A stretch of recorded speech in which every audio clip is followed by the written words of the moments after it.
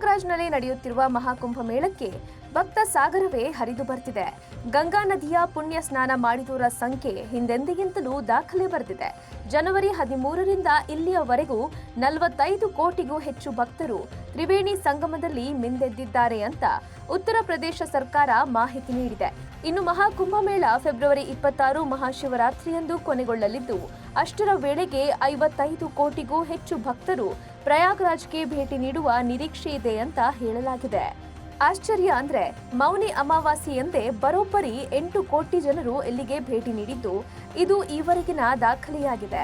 ಜೊತೆಗೆ ಮಕರ ಸಂಕ್ರಾಂತಿಯಂದು 3.5 ಕೋಟಿ ಭಕ್ತರು, ಬಸಂತ್ ಪಂಚಮಿಯಂದು 2.57 ಕೋಟಿ ಭಕ್ತರು ಪವಿತ್ರ ಸ್ನಾನ ಮಾಡಿ ಪಾವನಗೊಂಡಿದ್ದಾರೆ. ಪ್ರಧಾನಿ ನರೇಂದ್ರ ಮೋದಿ, ಗೃಹ ಸಚಿವ ಅಮಿತ್ ಶಾ, ರಾಷ್ಟ್ರಪತಿ ದ್ರೌಪದಿ ಮುರ್ಮು ಸೇರಿದಂತೆ ಹಲವು ರಾಜಕೀಯ ಗಣ್ಯರು, ನಟ ನಟಿಯರು, ಕ್ರೀಡಾಪಟುಗಳು ಕುಂಭಮೇಳದಲ್ಲಿ ಭಾಗಿಯಾಗಿದ್ದಾರೆ. ಎಐಸಿಸಿ ಅಧ್ಯಕ್ಷ ಮಲ್ಲಿಕಾರ್ಜುನ ಖರ್ಗೆ ಟೀಕೆ ಮಧ್ಯೆಯೂ ಭಕ್ತರ ದಂಡು ಗಣನೀಯವಾಗಿ ಹರಿದು ಬಂದಿದೆ.